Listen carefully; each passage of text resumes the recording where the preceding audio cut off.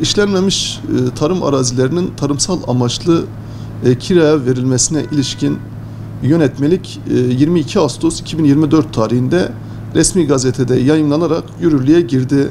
Tabii bu yönetmelik ilk defa pandemi döneminde gündeme geldi. Burada gıdaya erişim, sürdürülebilir tarımsal üretim bunlar ön plandaydı. Dünyanın her yerinde kendine yeterlilik gündemdeydi. Yetkililerimiz o dönem ekilmeyen bir karış tarım arazisi bırakmayacağız dediler. Üreticileri destekleyeceklerini söylediler.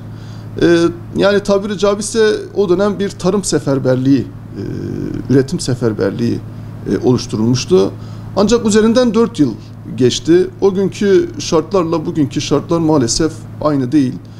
Şu anda çiftçilerimiz ürettiği ürünü satamamaktan şikayetçi ve gerçekten çiftçilerimiz son yılların en kötü dönemini yaşadı.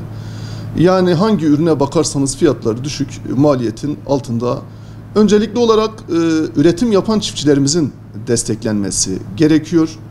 Tabii 2 yıl bu yönetmelik kimleri kapsıyor? 2 yıl üst üste ekilmeyen tarım parsellerini kapsıyor. Hazineye ait yani devlete ait arazileri kapsamıyor. Yine bunun yanında fıstık bahçelerini, zeytin bahçelerini kapsamıyor. Seraları bu alanları kapsamıyor. Siz ilk etapta coğrafi bilgi sistemleri kullanılarak uydu görüntüleriyle boş parseller tespit ediliyor. Sonrasında il tarım ve ilçe tarım müdürlüklerinde kurulan arazi tespit komisyonlarıyla zemin tespiti yapılıyor. Tabii bu komisyonlar 5 asil 2 yedek üyeden oluşmakta ve bu 5 asil üyenin 3'ü il tarım ve ilçe tarım müdürlüklerinde görevli teknik personellerden oluşuyor. Bu arkadaşlarımız zemin tespitlerini yapıyorlar. Zemin tespiti yaptıktan sonra parsel numaralarıyla birlikte işlenmeyen tarım arazilerinin listesi ortaya çıkıyor. 5 günlük askı süresi var.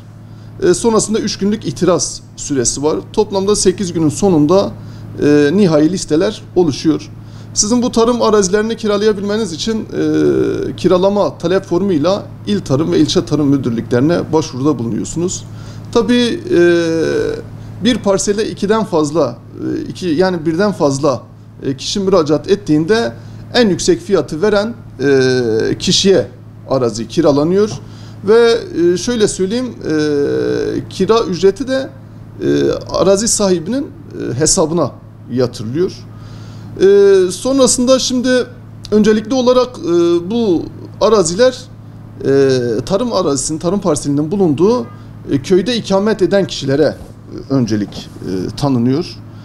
Sonrasında eğer orada kiralamak istemezlerse bu sefer STK'lara yani sivil toplum kuruluşlarına, meslek odalarına, vakıflara, üretici birliklerine, üretici kooperatiflerine hak veriliyor.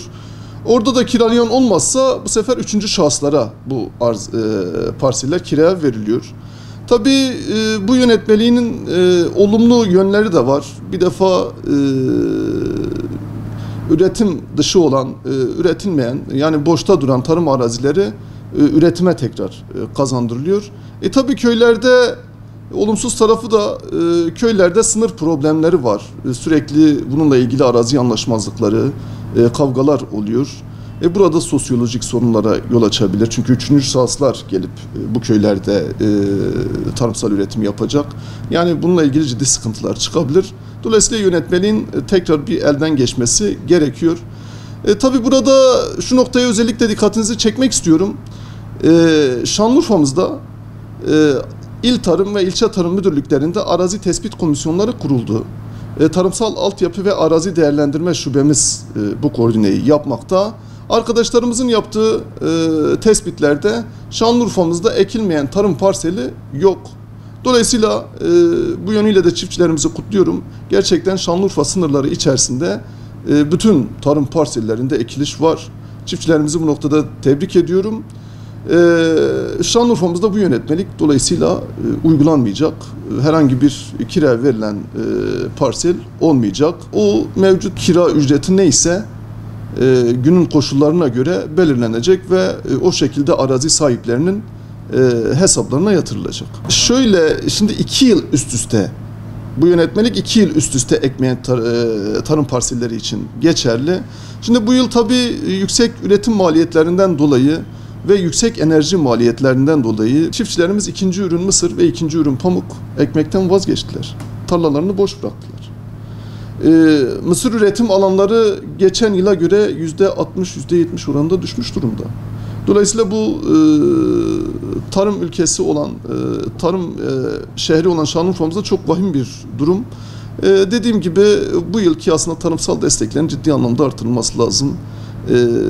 Çiftlerimizin üretimden kopmaması için, üretime devam edebilmesi için tarımsal desteklerin ciddi oranda artırılması gerekiyor.